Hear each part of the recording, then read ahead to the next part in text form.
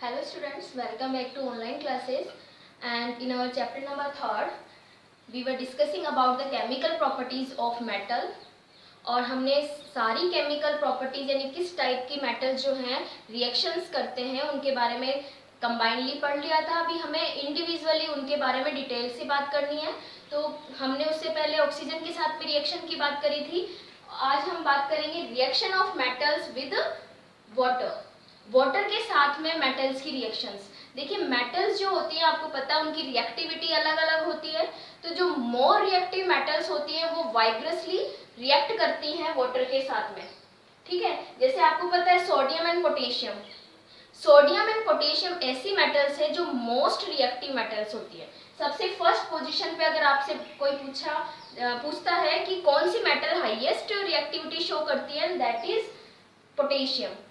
Okay, potassium के बाद आता है सोडियम।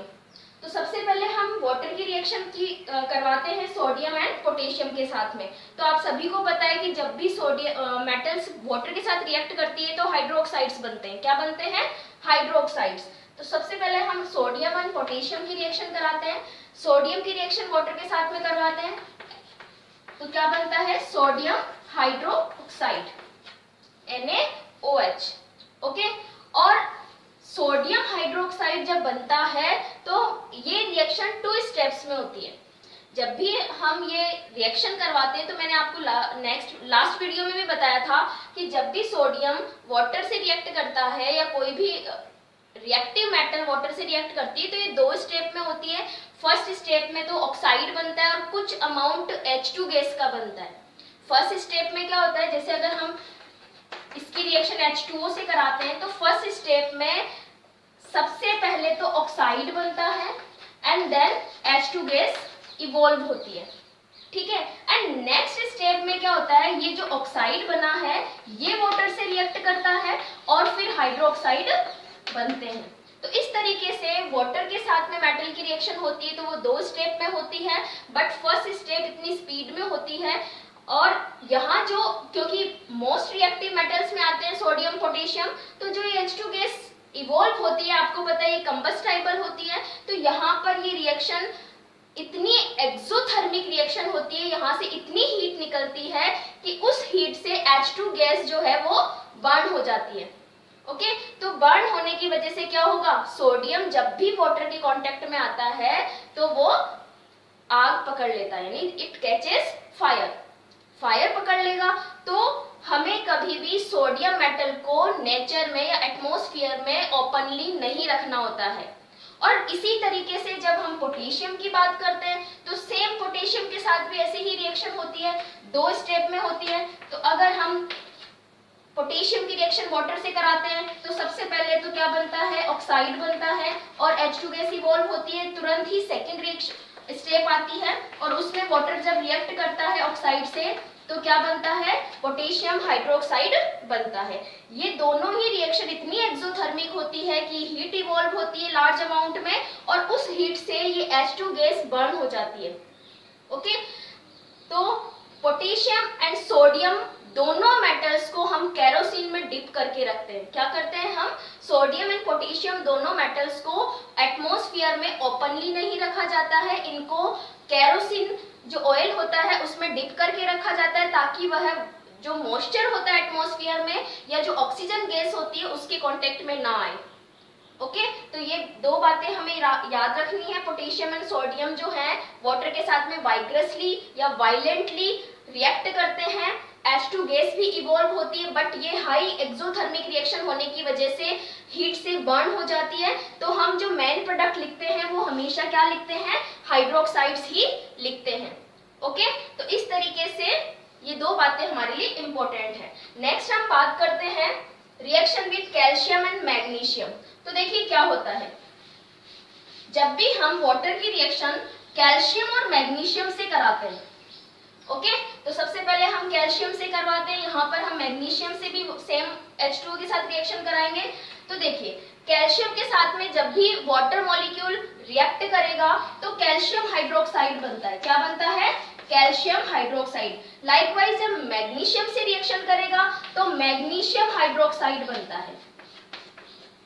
ठीक है, अब जो इम्पोर्टेंट थिंग है वो ये है कि जैसे सोडियम एंड पोटेशियम वाइग्रसली या वायलेंटली रिएक्ट करता है वाटर के साथ में, ये क्या करते हैं, स्लोली करते हैं, थोड़ा सा कम स्पीड में रिएक्ट करेंगे। और यही रीजन है कि अगर हम टेस्ट ट्यूब में यहाँ पर हमने वाटर लिया और अगर हम इसमें कैल्शियम या मैग्नीशियम मेटल डालते हैं तो कैल्शियम और मैग्नीशियम मेटल जो होती है वो यहाँ जो सरफेस होता है वाटर का उस पर फ्लोट करने लगती है। क्या करने लगती है, यहाँ सरफेस पे फ्लोट करने लगती है और हमें बबल्स दिखाई देते हैं। और ये बबल्स किसके होते हैं, H2 गैस के। किसके होते हैं ये बबल्स, H2 गैस के, क्योंकि ये रिएक्शन भी वही, पहले ऑक्साइड बनेगा और H2 गैस इवॉल्व होगी। तो इस H2 गैस के साथ में, क्योंकि ये रिएक्शन बहुत स्लो होती है, तो कैल्शियम एटम्स जो होते हैं वो उस जो इवॉल्व्ड H2 गैस होगी उसके साथ में सरफेस पे आ जाते हैं और यहाँ पर फ्लोट करने लगते हैं। ठीक है, तो इस तरीके से ये वाली बात हमें यहाँ पे अच्छे से याद रखनी है, क्योंकि ऐसा ही पूछा जाता है कि कैल्शियम एंड मैग्नीशियम मेटल्स को जब वाटर से रिएक्ट कराया जाता है तो वो वाटर की सरफेस पे फ्लोट क्यों होती है। तो आप यहाँ पर ये रीजन देंगे कि because of the evolution of H2 gas, H2 gas की वजह से, and it both react with water with less speed, come speed के साथ में ये रिएक्ट करती है। तो ये दोनों ही रीजन की वजह से यहाँ पर ये सरफेस पे फ्लोट करने लगती है। नेक्स्ट हम बात करते हैं reaction with aluminium, zinc and iron. तो देखिए ये जो तीन मैंने यहाँ पर मेटल्स लिखी हैं, एल्यूमिनियम, जिंक एंड आयरन, तो यहाँ पर जब ये थ्री मेटल्स वाटर से रिएक्ट करती है तो सिर्फ ऑक्साइड बनाकर ही रिएक्शन कंप्लीट हो जाती है, यहाँ पर हाइड्रोक्साइड नहीं बनते हैं। तो देखिए किस तरीके से होती है, जब भी हम एल्यूमिनियम की रिएक्शन H2O से कराते हैं तो क्या बनता है, aluminium oxide and H2 gas evolve हो जाती है। सेम ऐसे ही जिंक के साथ में रिएक्शन कराते हैं, Zn प्लस H2O, तो ZnO बनता है एंड H2 गैस इवॉल्व होती है। और आयरन के साथ रिएक्ट कराते हैं तो देखिए आयरन जब वाटर से रिएक्ट करता है तो Fe3O4 बनता है, ठीक है, प्लस H2 गैस इवॉल्व होती है। तो इस तरीके से एल्यूमिनियम, जिंक और आयरन की रिएक्शन वाटर से होती है तो उन मेटल्स के ऑक्साइड्स बनते हैं और हाइड्रोजन गैस इवॉल्व होती है। एक चीज और यहाँ पर ध्यान रखने की है, क्योंकि अभी जो एग्जाम हुए थे CBSE बोर्ड का, उसी में ये क्वेश्चन पुटअप हुआ था कि कैल्शियम एंड मैग्नीशियम, हमें तीन मेटल्स दी थी, सोडियम, कैल्शियम एंड एक और दी थी एल्यूमिनियम, ठीक है। और इन तीनों मेटल्स के कंपैरिजन पूछा गया था कि जब इन तीनों मेटल्स को हम वाटर के साथ में रिएक्ट करवाते हैं तो किस तरीके से रिएक्शंस होती है। और वाटर भी हमें दो दिया था, कोल्ड एंड हॉट वाटर, ठीक है। तो उसमें आप क्या लिखेंगे, देखिए sodium and potassium, cold and hot water, both type of water के साथ में वो ही वायलेंटली रिएक्ट करते हैं, चाहे पानी ठंडा हो या हॉट हो, ठीक है। बट कैल्शियम और मैग्नीशियम क्या करते हैं, ये कोल्ड वाटर के साथ तो स्लोली करते हैं रिएक्शन, लेकिन हॉट वाटर के साथ में ये इस वायलेंटली करेंगे, ठीक है, क्योंकि टेम्परेचर बढ़ाते हैं तो रेट ऑफ रिएक्शन इंक्रीज हो जाती है। तो यहाँ पर इस तरीके से आप डिफरेंस देंगे। लेकिन जब एल्यूमिनियम की बात आती है तो यहाँ पर ये चीज हमें नोटिस रखनी है कि जो एल्यूमिनियम, जिंक और आयरन होते हैं ये ना तो कोल्ड वाटर के साथ रिएक्ट करते हैं ना ही ये हॉट वाटर के साथ रिएक्ट करते हैं। बट यहाँ पर मैंने जो रिएक्शन शो किए आपको, एंड इट इज स्टीम, ये क्या है, स्टीम है, वाटर वेपर है।